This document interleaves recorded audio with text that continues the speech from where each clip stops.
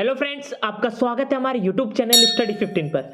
तो आज हम हिस्ट्री के टॉप 40 क्वेश्चंस करने जा रहे हैं जो आपके आने वाले एग्जाम्स के लिए बहुत ही ज्यादा महत्वपूर्ण है। तो आज हम इस वीडियो में जितने भी क्वेश्चन करेंगे सारे के सारे सिलेक्टेड हैं और एग्जाम पॉइंट ऑफ व्यू से बहुत ही ज्यादा महत्वपूर्ण है। तो अगर आप किसी भी एग्जाम की तैयारी कर रहे हैं तो ये वीडियो बहुत ही ज्यादा महत्वपूर्ण साबित होगी, तो इसलिए वीडियो को अंत तक देखिएगा। तो देरी ना करते हुए चलिए शुरुआत करते हैं आज के पहले क्वेश्चन के साथ। तो आज का पहला क्वेश्चन है, दक्कन के मराठों द्वारा वसूले जाने वाले भू राजस्व के 25% को क्या कहा जाता था?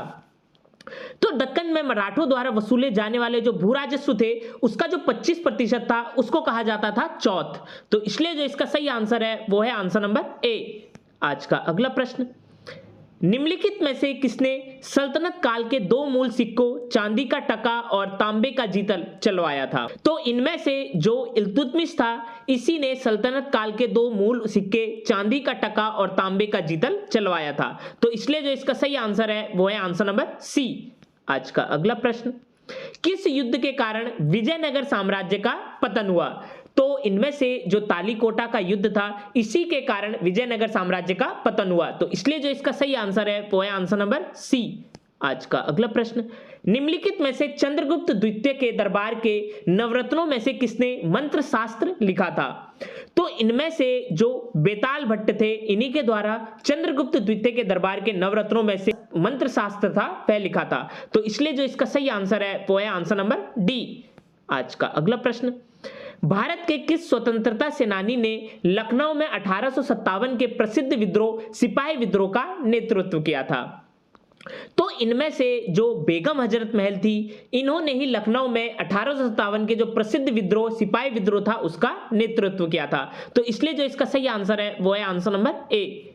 आज का अगला प्रश्न, कंद्रिया महादेव मंदिर का निर्माण 999 ईस्वी में किस वंश के राजा श्रृंगदेव के द्वारा करवाया गया था?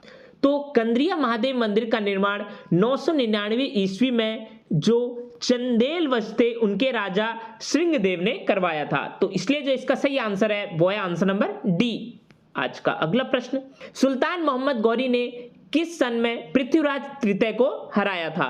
तो सुल्तान मोहम्मद गौरी ने सन 1192 में पृथ्वीराज तृतीय को हराया था। तो इसलिए जो इसका सही आंसर है वो है आंसर नंबर डी। आज का अगला प्रश्न, शिव नारायण अग्निहोत्री ने लाहौर में देव समाज की स्थापना कब की थी? तो शिव नारायण अग्निहोत्री ने जो लाहौर में देव समाज की स्थापना की थी वह की थी 1887 में। तो इसलिए जो इसका सही आंसर है वो है आंसर नंबर सी।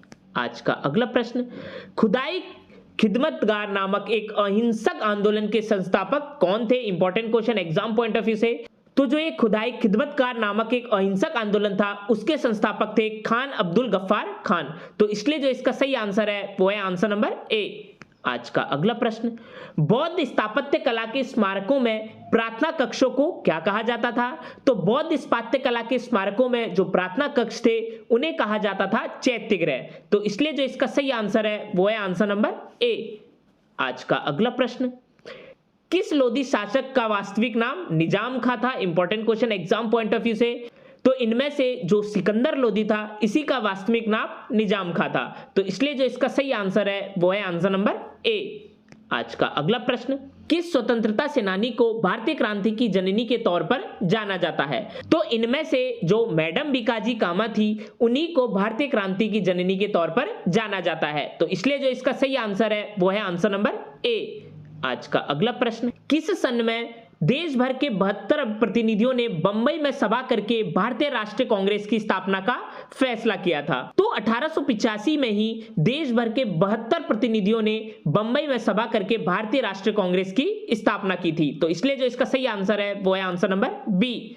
आज का अगला प्रश्न, निम्नलिखित में से किस राजवंश ने विजयनगर राज्य की स्थापना की थी? तो इनमें से वह राजवंश था संगम राजवंश जिसने विजयनगर राज्य की स्थापना की थी। तो इसलिए जो इसका सही आंसर है वो है आंसर नंबर ए।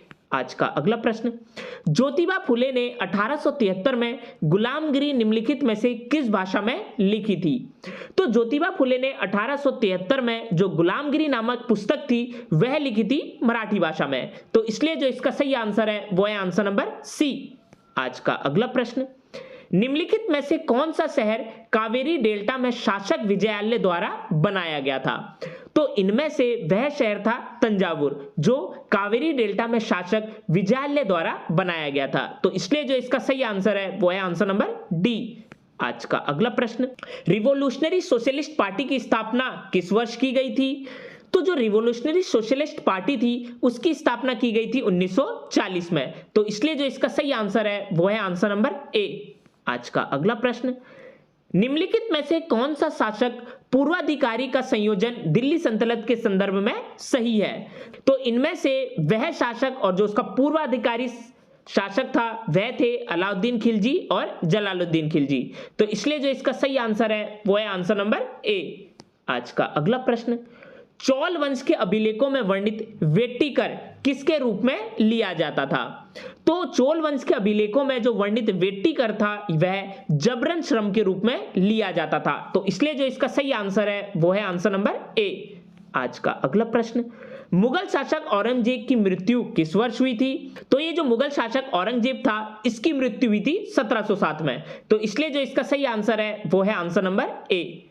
आज का अगला प्रश्न, रवि कीर्ति निम्नलिखित में से किस राजवंश के शासक के दरबारी कवि थे? तो जो ये रवि कीर्ति थे वह चालुक्य वंश के क्या थे? दरबारी कवि थे। तो इसलिए जो इसका सही आंसर है वो है आंसर नंबर सी।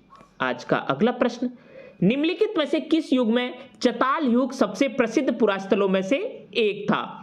तो इनमें से जो नवपाषाण युग था इसी में जो चताल युग था वह सबसे प्रसिद्ध पुरास्थलों में से एक था। तो इसलिए जो इसका सही आंसर है वो है आंसर नंबर ए। आज का अगला प्रश्न, अलीवर्दी खान की मृत्यु के बाद 1756 में बंगाल का नवाब कौन बना था? तो अलीवर्दी खान की मृत्यु के बाद जो 1756 में था वहां पे बंगाल का जो नवाब बना था वह बना था सिराजुद्दौला। तो इसलिए जो इसका सही आंसर है वो है आंसर नंबर सी। आज का अगला प्रश्न, नागभट्ट निम्नलिखित में से किस राजवंश के राजा थे? तो जो ये नागभट्ट थे यह प्रतिहार राजवंश के राजा थे। तो इसलिए जो इसका सही आंसर है वो है आंसर नंबर बी। आज का अगला प्रश्न, निम्नलिखित में से कौन सा राजवंश त्रिपक्षीय संघर्ष का हिस्सा नहीं था जो एक विशेष रूप से वांछनीय क्षेत्र कन्नौज पर नियंत्रण करने के लिए सदियों तक लड़ी गई थी? तो इनमें से वह राजवंश था कदम्ब जो त्रिपक्षीय संघर्ष का हिस्सा नहीं था। तो इसलिए जो इसका सही आंसर है वो है आंसर नंबर ए। इसके अलावा राष्ट्रकूट, गुज्जर प्रतिहार और जो ये पाल वंश था वह त्रिपक्षीय संघर्ष का हिस्सा था। आज का अगला प्रश्न, निम्नलिखित में से कौन सा क्षेत्र चालुक्य की राजधानी थी? तो इनमें से जो एहोल क्षेत्र था यह चालुक्यों की क्या थी? राजधानी थी। तो इसलिए जो इसका सही आंसर है वो है आंसर नंबर सी। आज का अगला प्रश्न, विश्व भारती विश्वविद्यालय के संस्थापक निम्नलिखित में से कौन थे? तो जो ये विश्व भारती विश्वविद्यालय थे इसके संस्थापक थे रविंद्रनाथ टैगोर जी। तो इसलिए जो इसका सही आंसर है वो है आंसर नंबर सी। आज का अगला प्रश्न, भारतीय राष्ट्रीय कांग्रेस के दूसरे अधिवेशन में कितने प्रतिनिधियों ने भाग लिया था? तो जो ये भारतीय राष्ट्रीय कांग्रेस का दूसरा अधिवेशन था इसमें कुल 434 प्रतिनिधियों ने भाग लिया था। तो इसलिए जो इसका सही आंसर है वो है आंसर नंबर ए। आज का अगला प्रश्न, वॉरेन हास्टिंग किस वर्ष भारत के पहले गवर्नर जनरल बने थे? तो जो ये वॉरेन हास्टिंग थे यह 1773 में भारत के पहले गवर्नर जनरल बने थे। तो इसलिए जो इसका सही आंसर है वो है आंसर नंबर बी। आज का अगला प्रश्न, हड़प्पा के लोग भारत में वर्तमान से सोना कहां से लाते थे?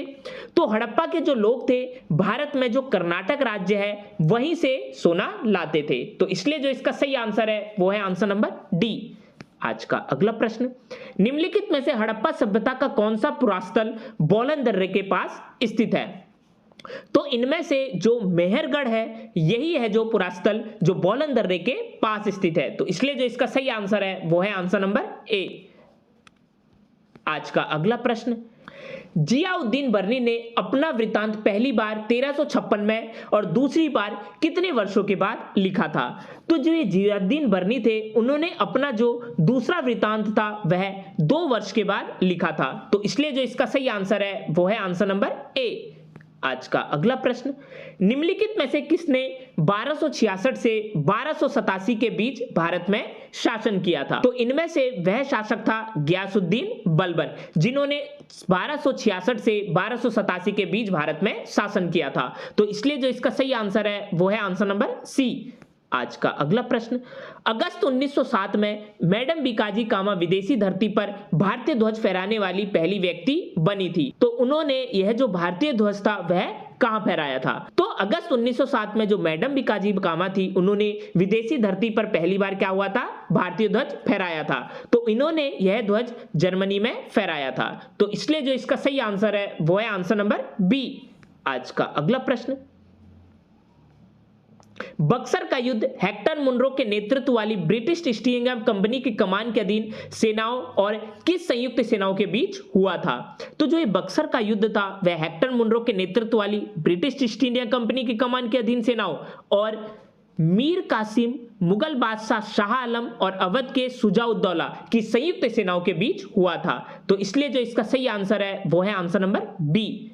आज का अगला प्रश्न, निम्नलिखित में से किस स्थान पर 7 अगस्त 1905 को स्वदेशी आंदोलन की औपचारिक घोषणा की गई थी? तो इनमें से वह स्थान था कलकत्ता टाउन हॉल, जहां पर 7 अगस्त 1905 को स्वदेशी आंदोलन की औपचारिक घोषणा की गई थी। तो इसलिए जो इसका सही आंसर है वो है आंसर नंबर ए।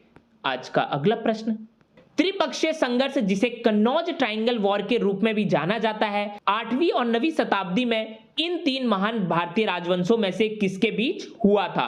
तो जो ये त्रिपक्षीय संघर्ष था यह पाल, प्रतिहार और जो राष्ट्रकूट थे इन तीनों महान भारतीय राजवंशों के बीच हुआ था। तो इसलिए जो इसका सही आंसर है वो है आंसर नंबर ए।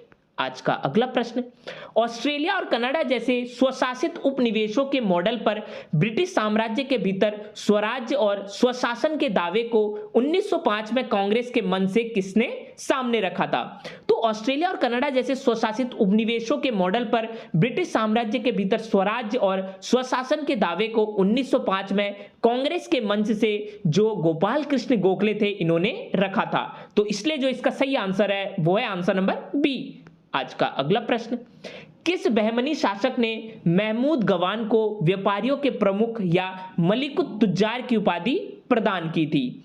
तो इनमें से वह बहमनी शासक था हुमायूं शाह, जिसने महमूद गवान को व्यापारियों के प्रमुख और मलिकुत तुज्जार की उपाधि प्रदान की थी। तो इसलिए जो इसका सही आंसर है वो है आंसर नंबर ए।